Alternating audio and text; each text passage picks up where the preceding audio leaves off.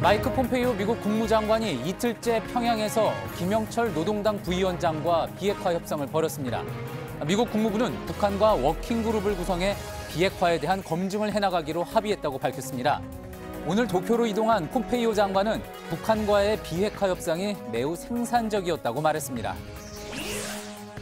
미국과 중국 간 무역 전쟁이 전 세계로 확대되고 있습니다.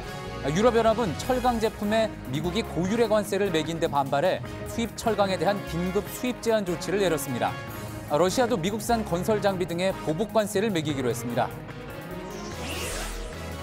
검찰 과거사 진상조사단이 스포츠조선 전 사장 A씨를 불러 이른바 장자연 문건에 등장했던 조선일보 방 사장에 대해 조사한 걸로 확인됐습니다. A씨는 검찰에 당시 장자연 씨가 조선일보 관계자와 또 다른 술자리를 가졌다. 또 이 자리를 주선했던 인물에게 직접 들은 내용이라며 구체적인 정황을 밝힌 걸로 파악됐습니다. 무더위가 본격적으로 시작된다는 소설을 맞았지만 선선한 동풍의 영향으로 전국이 대체로 쾌청한 날씨를 보였습니다. 반면 일본은 사흘째 기록적인 폭우로 지금까지 적어도 30명 넘게 숨지고 수십 명이 실종됐습니다. 러시아 월드컵 4강전에서 벨기에가 브라질을 꺾었습니다. 프랑스도 우루과이를 이기며 이번 월드컵 4강은 남미 팀 없이 유럽 팀끼리의 대결로 치러지게 됐습니다. 브라질이나 독일, 아르헨티나 중 단 한 팀도 4강에 오르지 못한 건 월드컵 역사상 이번이 처음입니다. JTBC 뉴스룸 지금 시작합니다.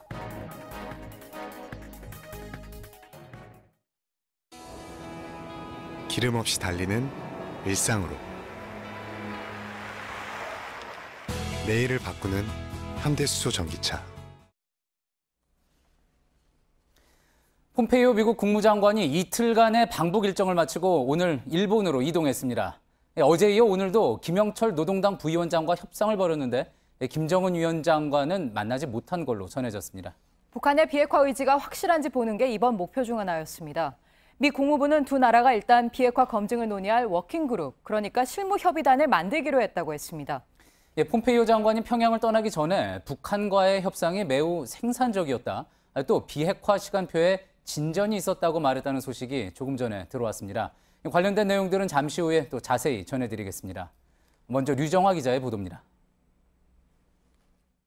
평양을 떠나 도쿄로 향한 폼페이오 미 국무장관이 북한 비핵화 시간표에 진전이 있었다고 말했다고 외신이 보도했습니다. 평양 방북을 동행 취재 중인 외신풀 기자단은 폼페이오 장관이 평양을 떠나기에 앞서 기자들에게 북한 핵 미사일 시설의 비핵화와 그 시간표를 논의하는 데 많은 시간을 할애했다고 전했습니다. 앞서 어제 첫날 회담에선 양측이 비핵화 검증을 위한 실무협의단, 즉 워킹그룹을 구성하기로 했다고 미 국무부가 밝혔습니다. 워킹그룹에는 알렉스 웡 동아태 차관보 등 미 국무부 소속 3명이 포함됐습니다. 이 때문에 이번 회담의 목표인 비핵화 후속 협상이 어느 정도 진전된 것 아니냐는 풀이가 나왔습니다. 오늘 이틀째 회담에서는 신경전을 벌이는 모습을 연출하기도 했습니다.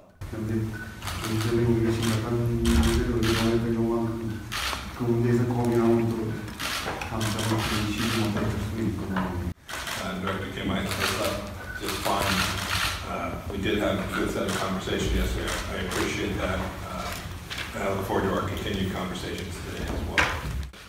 이어 폼페이오 장관이 비핵화 문제를 꺼냈고 김 부위원장은 분명히 해야 할 것이 있다고 답했습니다. Path towards complete denuclearization and building the relationships between our two countries is vital for a brighter North Korea and the success that our two presidents demanded of us.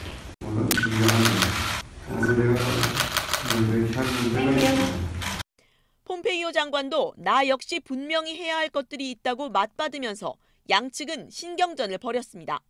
회담 의제는 비핵화 후속 협상과 체제 보장, 한국전 참전, 미군 유해 송환 문제 3가지였고 폼페이오 장관은 매우 강경하게 임했다고 미 국무부는 밝혔습니다. 회담에 앞서 폼페이오 장관은 트럼프 대통령에게 전화통화로 협상 경과를 보고했습니다. 이때 혹시 모를 감청 위험을 피하기 위해 잠시 숙소이자 회담장인 백화원 영빈관 단지를 떠나기도 했습니다. 폼페이오 장관은 내일 한미일 외교장관 회담에서 방북 성과를 설명할 예정입니다. JTBC 류정화입니다. 예, 이번 회담에서 어떤 내용들이 합의가 됐는지 지금 속속 외신을 통해서 전해지고 있습니다. 워싱턴을 연결해 보겠습니다. 김현기 특파원, 이제 오후 5시가 지나서 폼페이오 국무장관이 회담을 마치고 일본의 도쿄로 이동을 했습니다. 어떤 내용들이 지금 새롭게 전해지고 있습니까? 네, 폼페이오 장관은 평양 방문을 마치고 방금 전 1시간 전쯤 도쿄에 도착했습니다. 폼페이오는 평양을 출발하기 전 동행 기자들에게 북한 핵 미사일 시설의 비핵화와 시간표를 논의하는 데 많은 시간을 할애했다며 논의의 모든 요소에서 우리는 진전을 이뤘다고 생각한다. 협상이 매우 생산적이었다고 말한 것으로 전해졌습니다. 또 북한의 미사일 엔진 실험장 폐쇄, 이것은 지난달 10일 싱가포르 북미 정상회담 후 기자회견에서 트럼프 대통령이 공개한 내용인데요. 이걸 논의하기 위한 북미 실무회담을 곧 열 것이라고도 했습니다. 그리고 북한에 있는 미군 유해 송환 문제를 논의하기 위해 오늘 12일에 판문점에서 만날 것이라고도 했습니다. 다만 관심을 모았던 폼페이오 장관 일행에 김정은 북한 국무위원장과의 면담은 없었다고 AP통신이 보도했습니다. 도쿄에 도착한 동행 기자들의 보도, 그리고 내일 도쿄에서 열리는 한미일 외교장관 회담에서 북미 후속 협상의 구체적 결과가 공개되면 보다 자세한 내용들이 나올 것으로 예상됩니다. 예, 이 부분은 이제 어제 합의가 된 걸로 전해지고 있는데요. 북한과 미국이 한반도 비핵화를 논의하기 위한 워킹그룹을 구성하기로 합의했다는 그런 내용도 있죠. 그렇다면 앞으로 이제 미국은 어떤 부분을 구체적으로 좀 검증하게 될지 알려진 바가 있습니까? 네, 헤더 나우트 국무부 대변인이 어제 북미가 비핵화 검증 등 핵심 사안을 논의할 워킹그룹, 즉 협의체를 구성했다고 발표를 했었죠. 예, 아직까지 양측이 어느 선까지 협의체를 구성한 건지, 그리고 협의체의 급과 구체적 역할은 뭔지 잘 알려져 있지는 않습니다. 다만 추정컨대 양측이 이번 폼페이오 3차 방북을 계기로 급은 폼페이오 장관보다 다소 낮은 실무급으로 내려가긴 하지만 보다 잦은 접촉을 통해서 비핵화 검증을 할 수 있는 실무 레벨의 협의체가 구성됐다고 보여집니다. 비핵화 논의를 위한 최소한의 추가 동력은 확보됐다고 볼 수 있겠습니다. 하지만 역시 중요한 건 미국이 요즘 강조하는 FFVD, 즉 최종적이고 완전하게 검증된 비핵화를 이루기 위한 첫 단추를 끼우는 일입니다.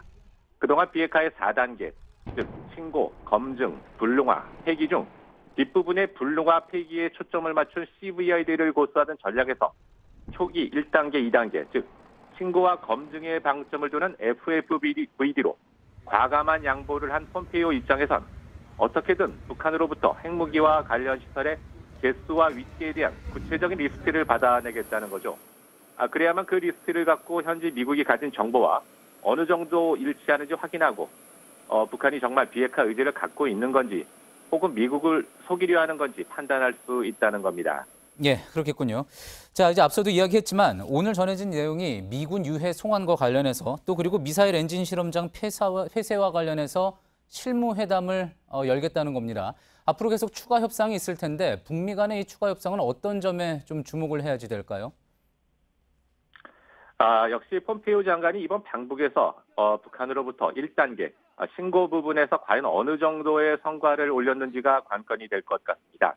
한마디로 비핵화 단계 중 첫 1단계 입구에 들어갔느냐, 이걸 잘 지켜봐야 할 것 같습니다. 다만 그동안 북한이 싱가포르 정상회담 이후에 비핵화 조치에 다소 미온적인 행동을 보여온 점을 감안하면 이번 폼페이오 방북 때 구체적 목록 제시는 하지 않고 목록 신고를 논의하기 위한 협의체, 이것을 만드는 선에서 미국과 절충을 했을 가능성도 있어 보입니다. 그리고 김정은 위원장이 이번에 폼페이오 장관을 만나지 않은 점에도 주목을 할 필요가 있을 것 같습니다. 앞서 북한 동창리에 있는 미사일 엔진 실험장 폐쇄를 위한 실무회담이 곧 있을 것이란 폼페이오 장관의 언급도 있었는데요. 일단 여러 실무 협의체를 통한 협상을 계속하는 동력은 유지하되 그 협상 안에서 북미 간의 치열한 줄다리기가 있을 것을 예상케 하는 대목입니다. 예, 외신을 통해서 들어온 속보들 워싱턴 특파원 연결해서 하나하나 다 들어봤습니다. 김현기 특파원이었습니다. 예, 남과 북, 또 미국과 북한의 관계가 급변하는 동안 주한 미국 대사 자리는 1년 반 동안 비어 있었습니다. 오늘 사성장군 출신인 해리 해리스 대사가 부임하면서 이 공백이 끝나게 됐습니다. 해리스 대사는 공항에 도착하자마자 기자회견을 열고 한미 동맹을 강조했습니다. 이서준 기자입니다. 해리 해리스 신임 주한 미국 대사가 오늘 오후 6시쯤 인천공항을 통해 입국했습니다. 해리스 대사는 입국 직후 공항에서 기자회견을 열고 한미 동맹과 북한 비핵화를 강조했습니다. Our presidents have been in regular contact as we've worked together to persuade North Korea to chart a new course. 이어 짧은 질의응답도 오갔는데 북한과 관계 개선에서 역할을 하겠다는 뜻을 밝혔습니다. We, the embassy team, will naturally work closely with Washington and our ally here in South Korea to work for the future of the relationship between our countries and the North. 해리스 대사의 부임으로 마크 리포트 전 대사가 떠난 뒤 1년 반 동안 이어졌던 주한 미국 대사 공백 기간이 끝나게 됐습니다. 당초 도널드 트럼프 미국 대통령은 해리스 대사를 호주 주재 대사로 지명했지만 폼페이오 장관의 요청에 따라 주한 대사로 역할을 바꿨습니다. 어머니가 일본인인 해리스 대사는 아시아인 혼혈 미국인 최초로 사성장군에 올랐습니다. 해군 출신으로 태평양 함대 사령관과 인도 태평양 사령관 등을 지냈습니다. JTBC 이서준입니다. 예, 미국과 중국의 무역 전쟁이 전 세계로 번지고 있습니다. 유럽연합은 미국의 철강 관세에 맞서서 나라별 수입 할당을 두는 긴급 수입 제한 조치를 취했습니다. 러시아도 미국산 건설 장비와 석유 가스 설비에 대해 보복 관세를 물리기로 했습니다. 백종훈 기자입니다. 유럽연합 집행위원회가 현지 시간 6일 낸 보도자료입니다. 철강 수입품의 세이프가드, 즉 수입 제한 조치를 내린다는 내용입니다. 미국의 철강 관세에 맞서 유럽의 철강 산업을 보호하기 위해서입니다. 유럽연합은 나라별로 철강 수출 할당량을 정하고 할당을 넘는 나라 제품엔 25%의 추가 관세를 물릴 방침입니다. 러시아도 미국에 보복 관세를 부과하겠다고 밝혔습니다. 러시아 타스 통신은 드미트리 메드베데프 러시아 총리가 미국의 건설 장비와 석유가스 설비에 보복 관세를 매기는 조치에 서명했다고 전했습니다. 중국도 미국의 관세에 곧바로 반격한 뒤 세계무역기구 WTO에 제소했다고 일본 NHK가 보도했습니다. 캐나다 역시 미국의 고율관세 부과 조치에 반발해 세계무역기구 제소에 착수한 것으로 전해졌습니다. 멕시코도 미국의 철강과 알루미늄 관세 부과에 보복하기 위해 미국산 돼지고기와 치즈 등 농축산물에 보복 관세를 물리기로 했습니다. JTBC 백종훈입니다. 예, 일각에서는 이번 미중 간의 무역 전쟁이 2008년 글로벌 금융위기 때보다 더 위험할 수 있다, 이런 경고도 나오고 있습니다. 앞으로 어떻게 전개가 될지 취재 기자와 함께 이야기를 나눠보도록 하겠습니다. 이주찬 기자, 네. 일단 그러면 왜 이렇게 두 나라가 싸우고 있는 건지 그 갈등의 본질을 한번 좀 이야기해 줄까요? 네. 이 무역 전쟁이란 이 겉옷을 입고 있지만 실상은 세계 패권을 차지하기 위한 이 주도권 전쟁의 성격이 강합니다. 이 미국이 고관세를 매긴 중국 제품들을 보면요, 이 정보통신 장비나 항공 부품, 로봇, 신소재 등 이 군사 분야의 경쟁력과 직결된 첨단 산업 제품들입니다. 예. 특히 이 분야는 그동안 미국이 세계 1위 자리를 굳건히 지켜왔는데 중국이 이를 넘보지 못하게 기세를 꺾어야 한다는 인식이 강하게 깔린 것으로 보입니다. 예. 야당인 민주당에서도요, 중국 기업의 기술 베끼기와 기술 빼내기가 심각하다면서 예. 트럼프 대통령의 무역 전쟁을 지지하고 있어 당분간 미국의 강공 노선은 이어질 것으로 보입니다. 예, 여야가 미국에서 한 목소리를 내고 있는 거군요. 자, 그런데 중국 내에서도 이번 문제는 시진핑 주석의 리더십과 직결돼 있다, 뭐 이런 이야기가 나오면서 중국 역시 쉽게 물러서지 않을 것 같습니다. 네, 그렇습니다. 중국 정부는 이 문제가 단순히 무역 전쟁을 넘어서 이 국가의 핵심 이익이 걸린 문제다, 이렇게 지금 판단하고 있습니다. 예. 무역 전쟁에서 밀리면 정치 군사적으로 이 세계 리더 자리를 포기하게 되는 셈이다, 뭐 이렇게 판단하기 때문인데요. 중국이 우선 그 보복 대상으로 삼은 것은 트럼프 대통령의 이 표밭이라고 할 수 있는 미국 중서부 지역에서 나오는 농산물과 자동차 등 545개 품목입니다. 예. 트럼프가 무역 전쟁을 일으킨 배경 가운데 하나가 이 지역의 노동자들의 이제 지지를 끌어내기 위한 것도 있거든요. 예. 바로 중국이 이 점을 이제 노린 건데, 트럼프 대통령 취임 2년이 되는 올해 11월에는 또 이 중간 선거가 치러집니다. 예. 연방 하원의원의 전원이 교체되고요, 상원의원의 3분의 1이 이제 새로 뽑히는데, 예. 트럼프 대통령의 어떤 중간 평가 성격이 강해서 중국이 트럼프의 지지 기반 민심을 자극하려고 한 포석이 예. 깔려 있다, 이렇게 보죠. 그렇군요. 세계 경제의 중요한 두 축입니다. 네. 하지만 이 두 축이 맞붙으면 결국 양쪽이 입을 타격도 심하기 때문에 그 전에 그렇게 일이 커지기 전에 타협이 이루어질 가능성은 없겠습니까? 예, 일단 무디스 애널리틱스는 지금까지 발표된 관세 그 계획이 실행된다면 미국의 GDP는 내년 말까지 0.34% 줄어들 것으로 전망했고요. 중국은 연간 성장률이 0.3%포인트가량 낮아질 것이다. 이런 예상도 나왔습니다. 예. 수출 의존도가 미국보다 중국이 훨씬 크기 때문에 투자가 감소세를 보고 있고요. 예. 중국 기업 부채도 급증하는 등 경제에 빨간불이 들어온 상태입니다. 트럼프 대통령도 추가 관세를 공언은 했지만 신발이나 휴대전화 등 미국 소비자들에게 직접 피해가 가는 이런 품목들에 대해서는 추가 관세를 부과하기가 힘들지 않겠느냐 이런 관측이 있거든요. 그래서 앞서 말씀드린 것처럼 중간 선거에 악영향을 미칠 수도 있고요. 그래서 결국 전면전이 장기화되면 둘 다 이 큰 상처를 피할 수 없다는 측면에서 극적인 타협을 보지 않겠느냐 이런 가능성도 나오고 있습니다. 잘 들었습니다. 경제산업부 이주찬 기자였습니다. 네, 다음 소식입니다. 국군 기무사령부는 지난 정부에서 세월호 유가족을 사찰하고 대통령 탄핵 심판 땐 계엄령을 검토하는 문건을 만들었습니다. 이런 일에 관여한 기무사 2인자가 기무사 개혁 TF에도 참여하고 있는 걸로 확인됐습니다. 남궁욱 기자입니다. 세월호 참사 당시 기무사는 세월호 TF를 운영했습니다. TF는 유가족들을 사찰해 성향별로 분류하고 유병언 체포에 나서기도 했습니다. 당시 광주 지역 기무부대장이었던 소광원 참모장도 이 TF 소속이었습니다. 소 참모장은 또 지난해 3월 기무사 처장으로 근무할 땐 탄핵 심판 결과 불복 시위에 대비한다는 명분으로 위수령과 계엄령을 검토하는 문건을 작성하는 데도 관여했습니다. 이후 승진을 했고 현재는 기무사 전체에서 사령관 바로 아래 2인자입니다. 이런 소 참모장은 기무사 개혁 TF에도 포함되어 있습니다. 지난 5월 기무사가 자체적으로 개혁을 해보겠다며 TF를 꾸렸는데 여기에 소 참모장이 들어간 겁니다.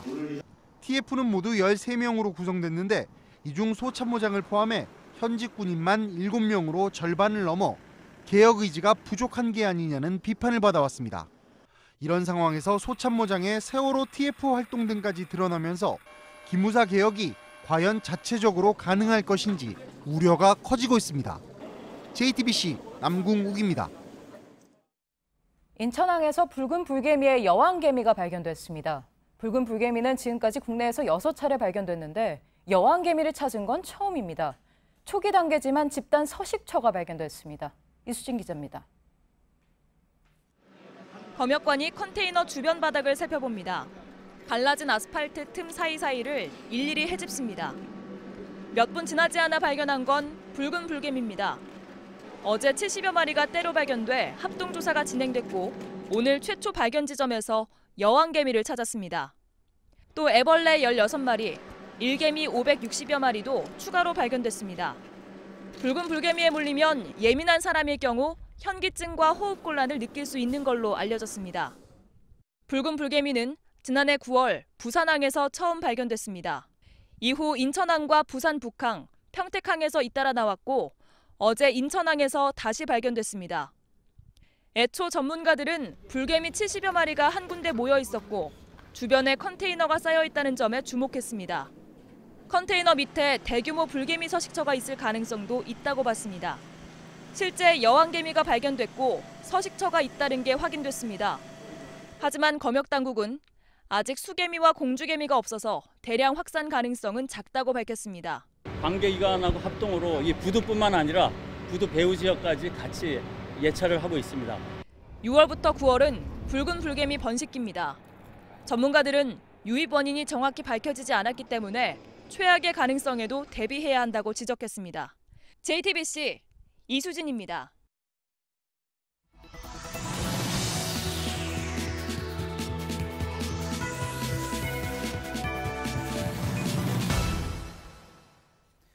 고 장자연 씨 사건을 재수사 중인 과거사위 진상조사단이 얼마 전 스포츠조선 전 사장 A씨를 불렀다는 소식 전해드렸습니다. 이 A씨는 장 씨가 숨지기 직전 남긴 문건에 나오는 조선일보 방사장으로 지목이 됐었는데 술자리에 없었다는 그 알리바이가 입증되고도 검찰이 무리하게 A씨를 지목했다는 의혹이 불거졌습니다. 그런데 A씨는 이번 조사에서 장 씨와 조선일보 관계자가 또 다른 술자리를 가졌고 이를 주선한 사람까지 밝힌 걸로 확인됐습니다. 박병현 기자의 보도 먼저 보시고 한 걸음 더 들어가겠습니다. 고 장자연 씨가 남긴 문건입니다. 2008년 9월 조선일보 방사장 접대 자리에 불려나갔다고 적혀 있습니다. 당시 검찰은 수사 결과를 발표하며 장 씨가 지목한 조선일보 방사장이 스포츠조선 전 사장 A씨일 가능성이 높다고 밝혔습니다. 하지만 A씨의 경우 당시 경찰 조사에서 술 접대 자리에 없었다는 알리바이가 입증됐습니다. 최근 조선일보 방사장으로 지목된 방용훈 코리아나호텔 사장 측은 장 씨와 만난 건 2007년 10월이 마지막으로 개인적으로는 알지 못한다고 해명한 바 있습니다. 그런데 A씨가 최근 과거사위 진상조사단에 당시 장 씨와 방용훈 사장이 추가로 만났던 정황을 알렸던 것으로 확인됐습니다. A씨는 이번 조사에서 2008년 9월 방용훈 사장과 장 씨가 만난 것으로 알고 있다며 관련 내용은 방 사장의 최측근이자 광고업체 대표인 한모 씨에게 직접 들은 내용이라고 밝힌 겁니다. 2008년 9월은 장자연 문건에서 조선일보 방 사장의 접대에 갔었다고 언급한 시기와 일치합니다. 2009년 수사에서도 이를 진술했지만 당시 경찰이 한 씨만 불러 조사하고 정작 방용훈 사장은 조사하지 않았다는 겁니다. 실제 한 씨는 2009년 4월 경찰이 장자연 사건 중간 수사 결과를 발표하기 직전 직접 경찰서를 찾아가 진술 내용을 바꿨습니다. 당시 일본으로 도피 중이던 장 씨 소속사 대표 김모 씨와도 긴밀하게 연락하며 변호사까지 소개했던 것으로 드러났습니다. A 씨는 취재진에게 당시 한 씨를 통해 방 사장과 김 씨가 말맞추기에 나섰던 것이라고 밝혔습니다. 취재진은 한 씨에게 당시 술자리의 사실 여부를 확인했지만 답변을 받지 못했습니다. JTBC 박병현입니다. 고 장자연 씨 사건과 관련된 인물들이 어렵게 입을 열면서 새로운 정황이 드러나고 있습니다. 뉴스룸은 지난주부터 핵심 인물들의 인터뷰를 전해드리고 있습니다. 올해 초부터 취재해온 기자가 제 옆에 나와 있습니다. 이호진 기자, 먼저 저희가 지난달 말에 보도했죠. 윤모 씨 얘기를 좀 해봐야 될 것 같습니다. 어떤 인물이었죠? 네, 고 장자연 씨와 같은 소속사의 신인 배우였던 윤모 씨는 장 씨에 대한 성추행 의혹 사건의 핵심적인 증인이라고 할 수 있겠습니다. 네. 장 씨가 그동안 문건에 남겼던 수많은 술자리에 동석을 했었고 또 특히 한 자리에서는 장 씨가 성추행 당하는 모습을 직접 목격한 유일한 사람입니다. 네, 성추행이 있었다는 바로 그 자리에 같이 했던 사람들이 더 있지 않았습니까? 예, 맞습니다. 장 씨와 윤 씨 이외에도 소속사 대표인 김모 씨와 그리고 기업인, 언론인, 정치인들이 있었습니다. 네. 이들은 9년 전 검찰, 경찰 조사에서 기억이 나지 않는다거나 혹은 애매모호한 답변으로 일관을 했었는데요. 검찰은 술 접대 의혹을 받고 있던 이들의 진술을 토대로 성추행 장면을 목격했던 윤 씨의 증언을 받아들이지 않았었습니다. 네. 윤 씨는 이제 JTBC와의 전화 인터뷰에서 당시의 심경을 이렇게 표현을 했었는데요. 한번 들어보시겠습니다. 네. 모든 걸 다 얘기를 진술을 했음에도 불구하고 솔직히 말해서 저랑 자연 언니밖에 없는데 그분들께서 입을 맞추면 제가 하는 말은 당연히 신빙성이 없게 되는 것이라고 생각이 들게끔. 예, 지난달 26일 검찰은 장 씨를 성추행한 혐의로 전직 조선일보 기자 출신의 정치인인 조모 씨를 불구속 기소했습니다. 네. 검찰은 기소를 하면서 굉장히 중요한 이야기를 했는데요. 관련자들이 실체를 왜곡하려는 정황이 명확히 확인됐다고 밝혔습니다. 네. 이 말 그대로라면 당시의 검찰 수사팀은 술 접대를 받던 이들이 왜곡해서 진술한 내용을 그대로 받아들였다는 건데요. 결국 술자리에 있었던 다른 인물들에 대한 조사도 불가피해 보입니다. 네, 실제로 장 씨가 남겼던 문건을 보면 다른 수접대도 많았다고 나와 있습니다. 그래서 저희가 장 씨의 최측근이라던 이모 씨를 만나봤죠. 예, 맞습니다. 장 씨가 마치 친언니처럼 믿고 따랐던 이 씨는 윤 씨와 더불어서 핵심적인 증인이라고 할 수 있겠습니다. 예. 이 씨는 원치 않는 술자리에 장 씨가 계속 불려다니면서 우울증까지 겪었다고 이야기를 했었고요. 특히 장 씨가 드라마 촬영을 하고 있는 도중에도 소속사 대표가 태국에 있는 골프 접대 자리로 오라고 요구를 해서 매우 괴로워했다고 말했습니다. 역시 한번 들어보시겠습니다. 네. 우리는 거기에 대한 드라마에 대한 애정이 너무 많았었어요. 너무 열심히 하고 있는데 갑자기 촬영을 하지 말고 오라 그러고 감독한테 연락을 해놓겠다고 하니 얘는 이제 그게 너무너무 싫어서 이제 얘기를 했었고서 가지 말라라고 얘기를 했었어 제가. 네, 장 씨의 최측근 이 씨의 얘기인데요. 소속사 대표가 장 씨에게 그러니까 골프장으로 오라고까지 했는데 당시에는 강요 혐의가 인정이 안 됐었나 보죠? 예, 맞습니다. 김 씨는 재판 과정에서 모두 장 씨가 연예계에서 성공하기 위해서 꼭 필요한 도움을 줄 수 있는 사람들이었기 때문에 네. 부른 것이지 로비나 강요의 성격이 전혀 아니었다라고 말을 했고 검찰이 이를 그대로 받아들였습니다. 네, 어쨌든 장 씨가 중견기업 2세가 있는 술자리에도 자주 갔었다 이런 증언들이 나왔는데 수사 범위가 더 늘어날 수밖에 없을 것 같아요. 예, 특히 일부 기업인들의 경우에는 장 씨에게 이제 거액의 수표를 줬다는 정황까지 있다고 경찰 조사에서 밝혀졌는데 네. 검찰이 이를 제대로 수사하지는 않았었습니다. 이 과정에 개입했던 인물들이 누군지 이 씨의 증언을 바탕으로 조사가 더 확대될 것으로 보입니다. 네, 그리고 방금 전에 리포트를 본 스포츠조선 전 사장 A 씨의 증언도 역시 중요하겠죠? 예, 맞습니다. A 씨의 경우에는 검찰이 수사 결과를 발표할 때 이른바 조선일보의 방 사장이라는 인물로 표현이 됐었는데 네, 그렇게 지목이 됐죠. 예, 네. 경찰 수사 과정에서 이미 알리바이가 있었는데도 불구하고 검찰이 무리하게 A 씨를 지목했다는 비판이 있었습니다. 최근에 이 A 씨는 조사단에 나가서 당시의 수사 외압 의혹에 대해서도 폭로를 한 바 있습니다. 그리고 앞서 보도를 했듯이 그간 알려지지 않았던 2008년 9월 방용훈 사장과 장자연 씨의 만남에 대해서 진술을 하기도 했습니다. 네. 이것은 그동안 외부에 드러나지 않았던 사실로 장 씨가 문건에서 접대를 했다고 밝힌 조선일보 방 사장의 실체를 규명하는데 아주 중요한 증언이 될 수 있을 것으로 보입니다. 네. A 씨는 취재진에게 장자연 사건을 이렇게 표현을 했는데요. 언론 권력이 민주주의의 기강을 무너뜨린 사건이다라고 말을 했습니다. 결국 이런 외압 부분에 대한 재조사도 불가피해 보입니다. 네, 고 장자연 씨의 주변 인물들을 통해서 당시 사건을 정리해봤습니다. 이호진 기자였습니다. 날씨 소식으로 이어갑니다. 오늘은 무더위가 본격적으로 시작된다는 소서였습니다. 하지만 선선한 동풍이 불어서 쾌청했습니다. 내일은 제주에서부터 장마가 다시 시작됩니다. 오효정 기자입니다. 파란 하늘에 남산타워가 선명합니다.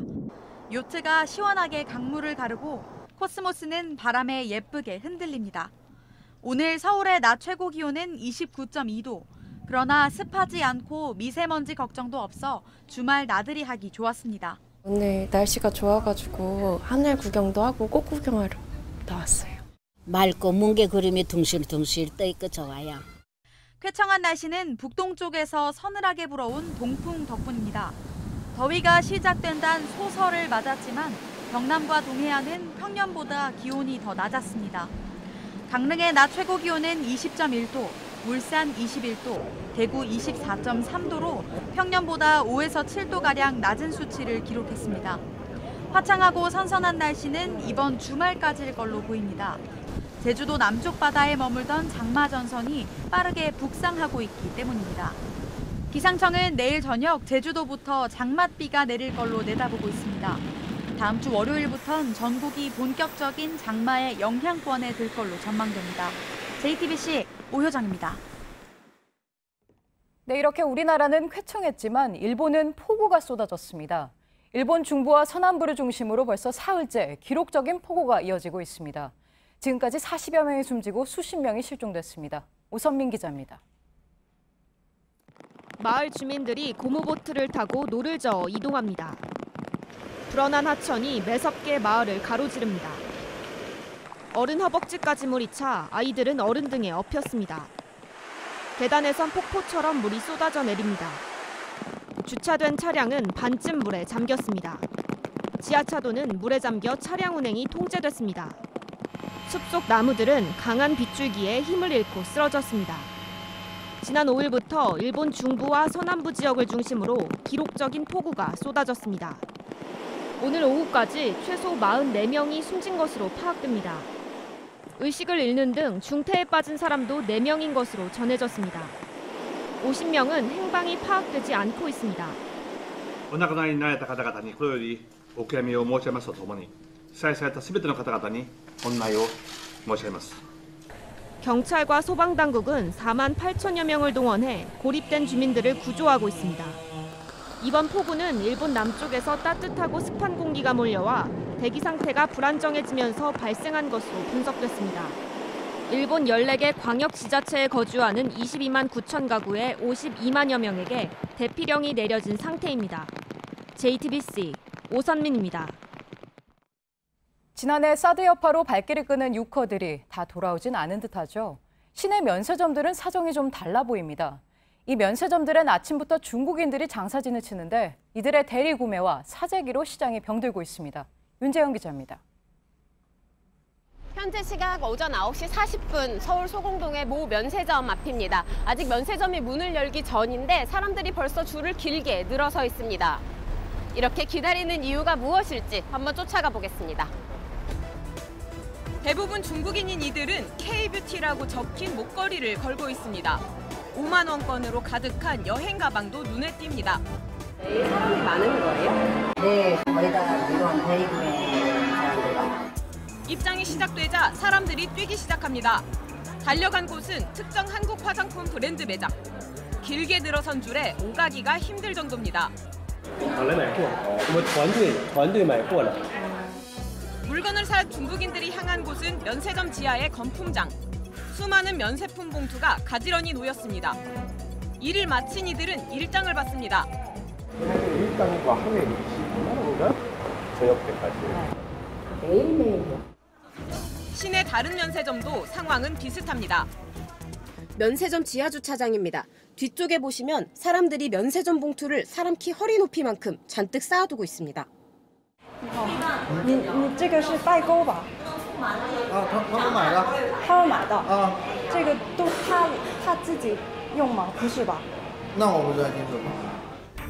한쪽에서는 정산이 한창입니다. 촬영하세요. 촬영하면 안 돼요. 아니 누구서 계산하는데 왜 촬영을 이렇게 하세요? 촬영을.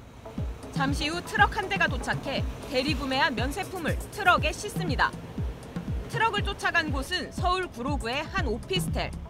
무급으로 가는 거예요? 요즘 뭐 그런 무역도 많이 한다고 하던데. 저희 지금 말씀드릴 수 없어요. 이들은 이른바 면세품 따이공, 우리말로 보따리상입니다. 대부분 아르바이트생을 고용해 브랜드별로 1인당 구매 수량 제한에 맞춰 대리 구매를 합니다. 면세점으로부터 대량 구매 혜택 등을 받아 제품을 싸게 산 뒤 이를 되파는 겁니다. 인터넷에서는 이렇게 구매된 일부 제품들이 면세가보다 싸게 팔립니다.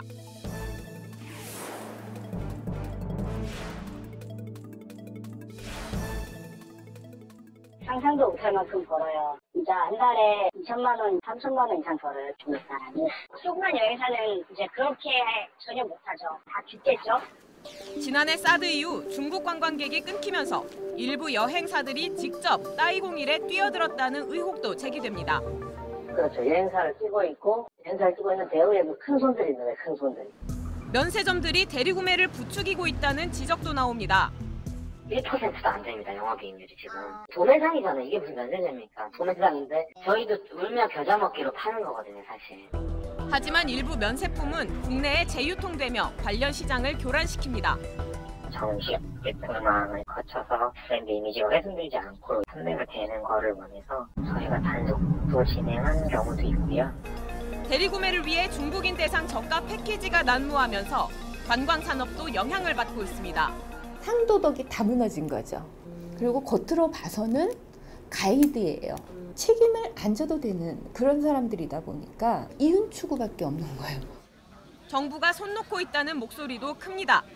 국내에 싸게 돌아다니는 게 이 사람들이 또 큰 사람들도 넘기는 거예요. 유통이 되니까 지금 한국 유통시장도 지금 엉망으로 만들어버리고.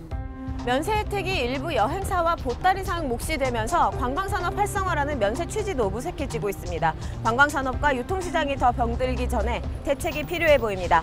JTBC 윤재영입니다.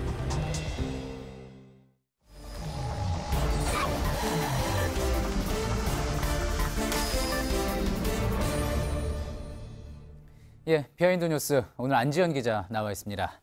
안 기자, 첫 번째 키워드부터 볼까요? 네, 첫 번째 키워드 부엉이는 사라졌지만입니다. 예, 부엉이.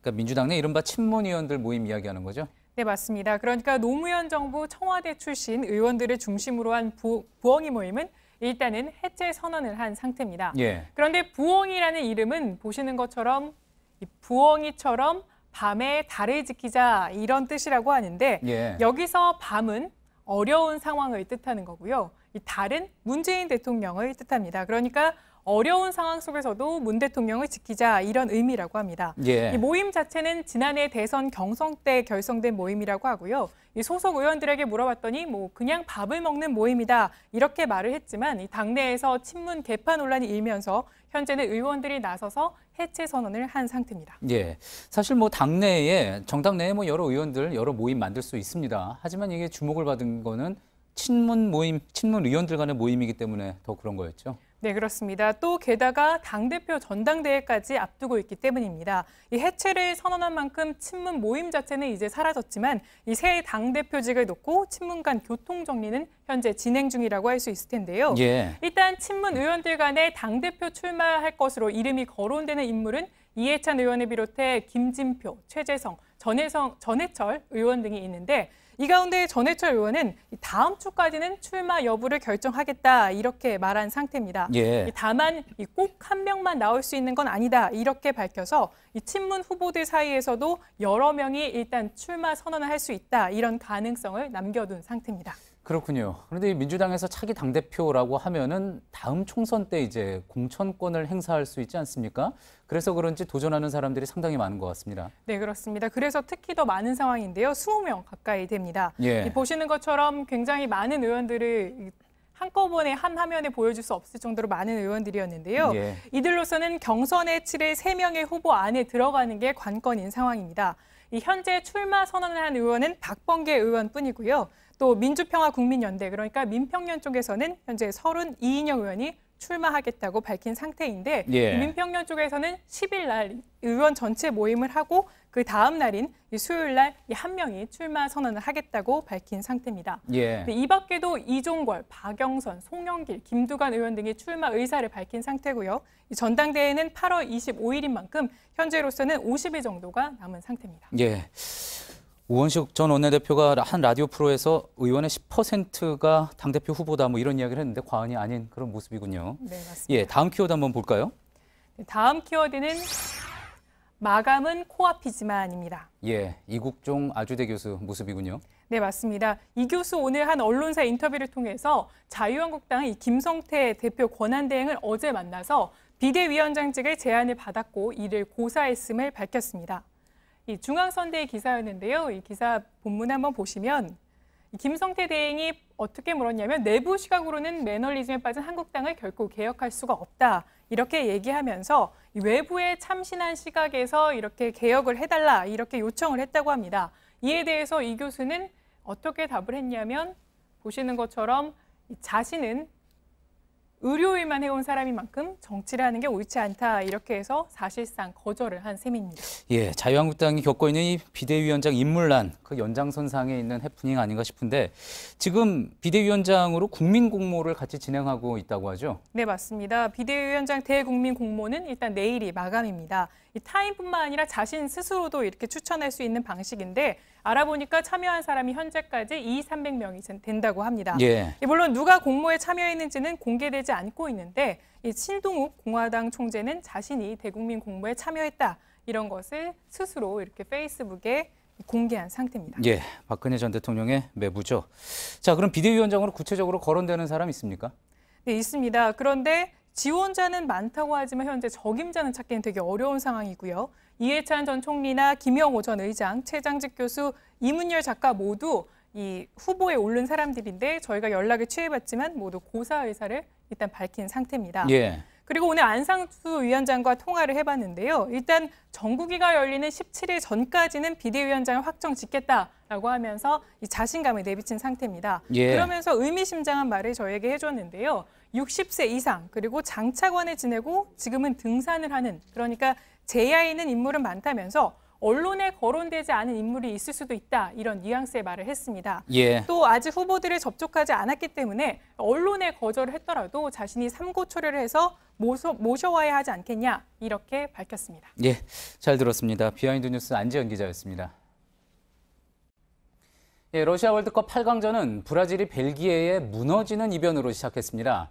독일과 아르헨티나에 이어 브라질까지 우승 후보들이 이번 월드컵에서 줄줄이 짐을 쌌습니다. 이 세 팀 가운데 한 팀도 월드컵 4강에 오르지 못한 건 처음입니다. 박민규 기자입니다.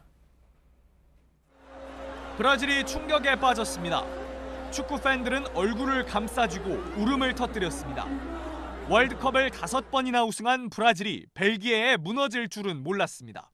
Yeah, I think Brazil did good, but in the end we need more goals. Yes, so we are living with our broken heart. 브라질은 전반부터 자책골로 흔들린 데다 더 브라위너에게 추가골까지 내주었습니다. 더구나 추격골은 너무 늦게 나왔습니다. No, a lot of Brazilian players played very bad. William, Gabriel Jesus, and Neymar. He didn't have nothing today. 브라질은 2002년 우승을 끝으로 한 번도 결승에 오르지 못했습니다. 인구 1,100만 명의 작은 나라 벨기에는 32년 만에 4강에 오르며 첫 월드컵 우승의 꿈을 지폈습니다. 아프리카계 선수들을 받아들이면서 오랜 시간 축구 유망주에게 투자했던 과정이 이번 대회에서 결실을 보고 있습니다. 러시아 월드컵에선 축구 역사를 쥐락펴락했던 강팀들이 혼쭐나고 있습니다. 독일, 아르헨티나, 브라질까지 모두 4강에 들지 못했습니다. 벨기에는 프랑스와 결승 진출을 다툽니다. 프랑스는 수아레즈가 이끄는 우루과이마저 주저앉히며 20년 만에 우승을 꿈꾸고 있습니다. JTBC 박민규입니다. 예, 이번 월드컵에서는 내로라 하던 축구 스타들도 잇따라 고개를 떨궜습니다. 메시와 호날두도 그렇고 브라질의 네이마르도 우승까지는 다가서지 못했습니다. 네이마르는 파울을 당한 뒤 너무 엄살 부린다며 비판도 받았습니다. 오광춘 기자입니다. 브라질의 결정적 장면은 네이마르가 만들었습니다. 밀집된 수비를 휘젓고 패스를 내줬지만 벨기에 골문은 쉽게 열리지 않았습니다. 실망한 브라질 팬들의 비판은 네이마르에게 물렸습니다. Neymar, just look, you are a boy and you have a long way to be a real legend.